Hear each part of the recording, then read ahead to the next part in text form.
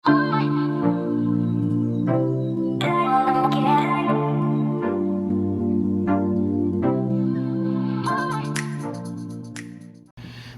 guys! Welcome back to my channel! Okay, nakita nyo sa ating title na i-unbox, though nagawa ko na to sa IG, pero yeah, gagawa natin ng review and swatches yung first ayuda na dumating sa aking YouTube career. Sobra akong natutuwa. Maraming salamat po sa Serenic Beauty sa pagpapadala nito kasi I am one of their ambassador, pero rest assured na magiging honest tayo dito kasi upon watching it kahapon, mukhang promising. Kung gusto nyo mapanood yung unboxing ko nitong ating first ayuda, you can go and visit my IG. Ginawan ko siya ng IGTV and follow me na rin doon sa aking IG. Ito na yun. Ayan, nagupit ko na since na-unbox ko na nga to doon sa aking IG. And ito na siya sis. Comes with a ano bang tawag dito? Plastic pouch. Ewan ko, basta yung pouch lang na, ayan, na may nakalagay na mermaid squad. Ayan, sorry, nagbabounce yung light, pero, ayan, mermaid squad. And then, merong letter na kasama. Ito yung letter na kasama doon sa package. Welcome! Okay, so dito na tayo sa tints. Pinadala nila ako ng 5 shade ng kanilang Bigchu gel tint. Ito yung mga gel tint nila. So as you can tell, meron siyang gold na cup. And then ito yung kanyang mismong packaging. Naka-seal pa siya. Pero meron ako isa ditong nabuksan. Yung swatch ko nga kahapon. I have 5 shades of their 9 shades. Pero before that, sabihin ko muna sa inyo kung anong claims and etc. nitong Bigchu tints ng Serenic Beauty. Sabi sa kanilang Shopee account, this is versatile and can be used in both lips and cheeks. Sabi rin nila, it applies as liquid gel and it dries semi-matte. Ang claims naman nitong Bigchu tints is, it is highly pigmented, blendable and buildable, non-drying and lightweight formula. This is for lips and cheeks. Meron din itong FDA-approved ingredients. And meron daw siyang fruity bubblegum scent. And also, this is enriched with vitamin E. So, again, itong Bigchu tints nila, available in 9 pretty shades. Meron tayong Soda, Princess, Wine, Angel, Summer, Chia, Plum, Dia, and Phenelia. Ang meron lang ako dito is si Wine, si Summer, si Phenelia, Plum, and Chia. So, i-swatch na natin sila sa labi ko. But before that, bubuksan ko muna sila yung 4. So, ayan, natanggalan ko na sila ng plastic. And good thing, wala sa plastic nila yung ingredients, yung expiration date, and yung shade name. And ang hirap niya tanggalin, in fairness. So, I think plus points din yun kasi mahirap nga siyang buksan. So, sure ka talaga na brand new yung matatanggap mo kapag umorder ka. So, kunin na natin yung first shade. Meron ditong ingredients. Main ingredient nila is rose water, glycerin, and vitamin E. So, yun yung top 3. Ayan. Shake well before use. And then, ang pinakamaganda sa lahat, yung expiration date. Or meaning, 12 months upon opening. So, 1 year mo lang siyang magagamit kapag binuksan mo to. Ginawa ko na yung aking base. Wala akong lip tint. Pero may kilay ako. Wala rin akong blush kasi sabi dito, we can use it as our blush and as our tint. I-swatch ko siya sa labi ko. Lahat yan. Pero sa cheeks ko, pipili na lang tayo ng kulay na perfect for my blush kasi matatapos tayo nito. 1 taon talaga kahit 5 shade lang to. Kapag ini-swatch ko sila lahat sa aking cheeks. Siguro magsimula muna tayo sa lightest. I think ang pinaka-lightest is si Summer. Shake well muna daw before use. This is Summer. Parang burnt orange. I'm expecting it to be since it's summer, I'm expecting it to be, you know, reddish, orangey, pero as you can tell, parang it's bright orange. So this is summer. Oh wow. Wow. First time ko. Uy. Yung fruity bubblegum scent, yes. Amoy na amoy. Pagka swatch mo pa lang, as in, amoy na amoy na. Ayan si Summer. I'm not into this color, pero let's see. Medyo may dryness ng konti yung lips ko, pero manageable.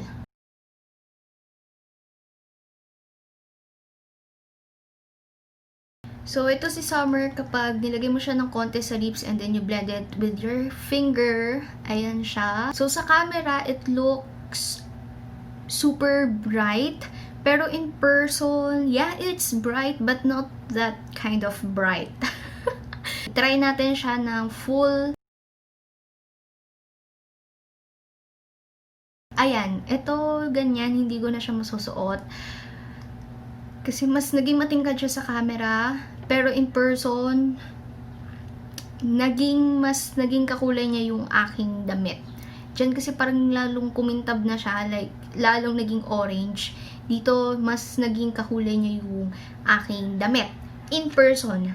And honestly, itong ganitong kulay ay hindi ko po masyadong bet.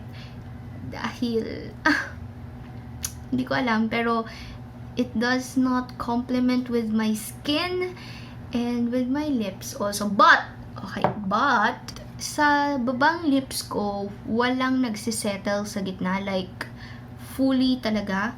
Wait, try ko nga. Baka sa pag-apply ko lang. Kasi sa taas, ayan o.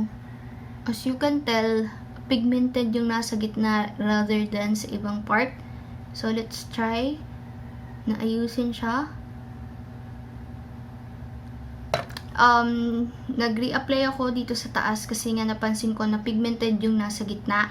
Pero, nung pagka-re-apply ko, ganun pa rin. Stay yung tint sa may loob na part and then sa may labas na part. Pero yung pinakagitna ng lips ko, ayan, walang tint. Sa taas lang ha. Sa baba, okay naman, maayos naman, or baka sa lip tint.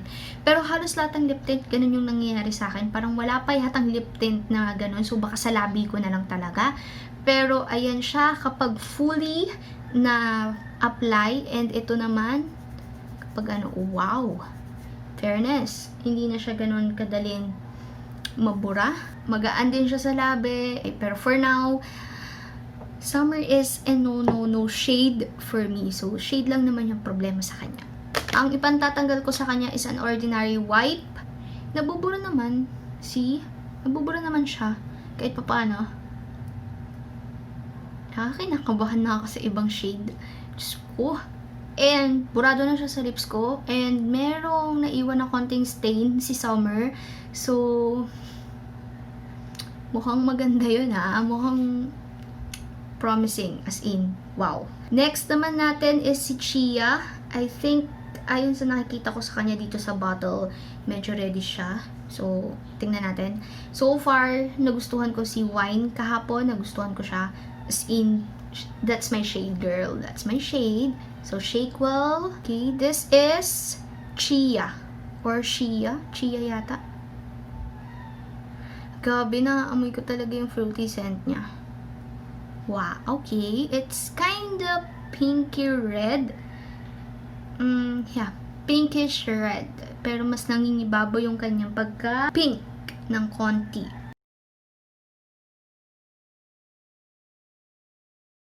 Nagpipick through pa rin yung Summer.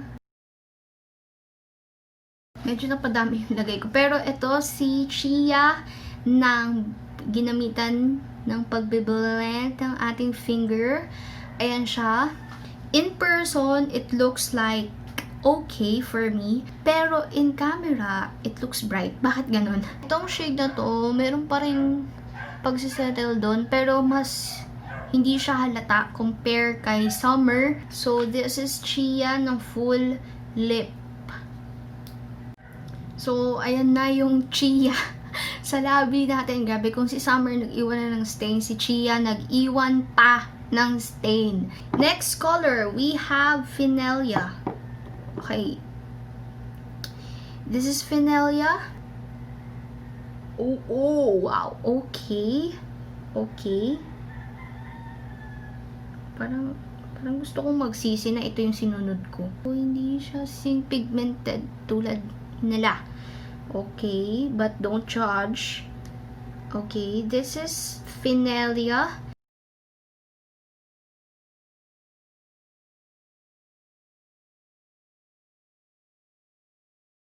So, this is Phenella on my lips. Huwag nyo nang pagsinin yung pagka-pinkish reddish niya because of chia yon. Pero, yes, ito siya. And, it looks so dark sa labi ko. And, I am so with this one. Pero, mukhang maganda naman siya kapag hinaluan. Medyo nagpipick through pa rin yung color ni Chia. Pero, for sure naman ako na you can recognize which is Phenella. Pero yes, ayan siya, full lip. Pero ginamitan ko pa rin ng hands dahil since it's gel, parang ang hirap niyang ipwesto kung saan man siya dapat. Pero yeah, that is Phenella. This shade is a so-so for me. Pero maganda siya. Oh my god, pagpasensyaan nyo na ako. Hindi nag-play. Ano ba yan? I'm so freaking bad. Lagay ko na siya sa labi ko. Pero this is plum. Oh my goodness. Naiinis. This is plum. And ito siya sa labi ko ng full swatch. Sorry, hindi ko napindot yung record button. Kaya hindi natin na-record. Pero this is plum sa swatch. Sa hand. And ito si plum ng full swatch.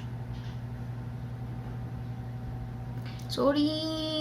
Nakalimutan ko pindutin yung record button. Yes, ang dami kong dinaldal. This is my shade. I like it better than Phenella and Chia. I like it. I like plum. Okay, so last shade. Naka-record tayo. Kairita. Last shade is wine. Ito yung sinuot ko kahapon. And ito na lang din yung susuotin ko ngayon kasi ang hirap tanggalin ng lip tint. So this is wine.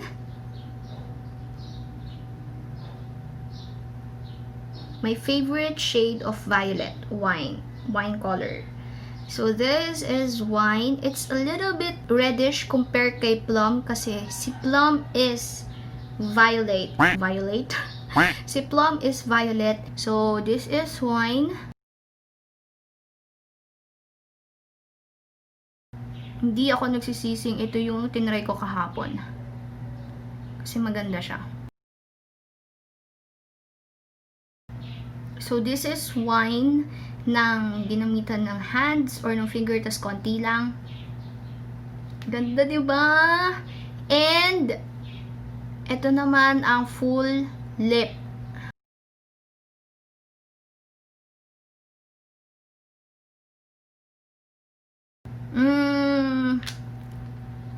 Ayun lang, medyo may nag-transfer sa ngipin ko. Diba? This is my shade. Sa camera, it looks light, pero in person, dark na siya. So, ilalagay na natin sila sa aking cheeks, pero hindi ko alam kung sino yung ilalagay ko. But, sige, let's try Chia on both sides. Susubukan natin kung okay bang ilagay ang Bigchu gel tint in top of powder or in top of foundation. Okay, titignan natin sis. Okay, huwag niyo akong awayin. Meron akong concealer, meron akong eyebrow product.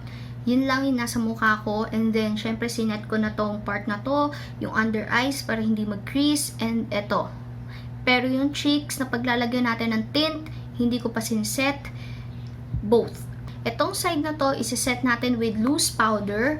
And itong side na to, hayan lang muna natin yan dyan dahil lalagyan natin ng tint, tsaka natin isiset with powder. So, let's set this part. Ooh! Okay, that's enough.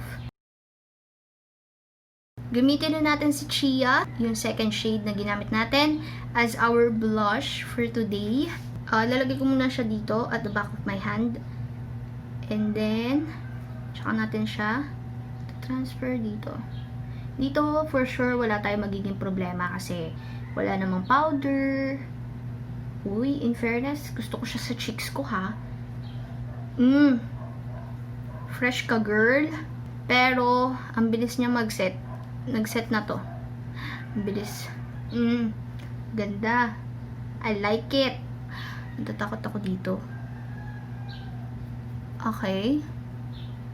It's kinda hard. Nakakadalawang dip na ako, pero hindi pa rin niya sakop.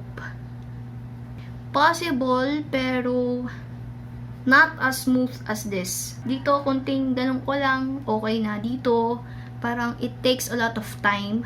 But I like it sa cheeks. I like Chia sa cheeks. Mas gusto ko tong side na to. It looks natural. I-wear natin itong tint na to for about 8 hours. Tomorrow. Yes! Hello guys! This is another day. Kinabukasan to ng aking film. And right now, para mabigyan ko kayo ng mas maayos na wear test, ang sinuot ko sa cheeks ko is si Chia, of course, yung katulad ng sinuot ko kahapon. And yung nasa labi ko, pinagsama ko si Summer, yung orangey tone, and si Chia na reddish. It is transfer proof. Walang transfer. Make sure nyo lang na i-shake ninyo siya ng mabuti kasi, ayan o, nakikita ninyo dito sa kamay ko, hindi ko siya shinake, nakalimutan ko siyang i-shake, and buo-buo, naging buo-buo yung parang itsura niya sa hands ko. Kaya, make sure na before nyo siya gamitin, kahit sa cheeks or sa lips, make sure nyo muna para maging smooth yung application ninyo sa gel tint na to. Yes, i-wear test natin to, at ang oras ngayon ay 2:15 ng hapon. So, maybe ma-wear test natin to mga 5 to 6 hours with matching kain. Kaya malalaman natin kung mabilis ba siyang mabura. So, babalikan ko kayo later. Gagawa lang ako ng mga usual kong ginagawa dito sa bahay, and I will be back. A few moments later. So, this is 4 hours after kong in-apply itong lip tint sa cheeks ko and sa lips. Hindi pa ako kumakain. Nakatulog lang. So, ayan siya sa cheeks ko. It's still intact. Meron pa rin. And ito naman siya sa lips ko. Nagkaroon ng fading ng konti. A few inches later. After merienda, ayun yung nangyari. Medyo nag-fade. Pero meron pa rin tint sa cheeks ko. Carry boom boom pa. Later na tayo magpa-final update. Okay, so this is my final update tungkol dito sa aking wear test. May konti pa rin, pero long lasting kasi talaga si Chia. As in, sobrang long lasting. Sa kanilang 5, si Chia ang pinaka long lasting. As you can tell, ayan, si Chia yung kitang-kita, sunod si Summer. Sobrang, alam mo yun, sobrang sulit ni Chia. Ayan o, nasa cheeks ko pa nga siya. Si Chia yung pinaka mare-recommend ko sa cheeks. Among these 5 shades na meron ako, ang pinaka-favorite kong gamitin sa lips ko is si Wine and Plum. Yeah, it's 75 pesos. So, long-lasting na shade for your lips and cheeks, Chia, 75 pesos is the best. As in. So, yes, yun lang po yung aking review. Thank you so much for watching. Just like this video if nagustuhan ninyo. Share this video, and yung link ng Serenic Beauty ilalagay ko sa description box, yung Shopee and Lazada nila, para mas madali ninyo na mapuntahan or mahanap yung shop nila. Follow me, of course, sa aking mga social media accounts, Instagram, Twitter, and Facebook page. Link down below. So, see you on my next review. Bye-bye!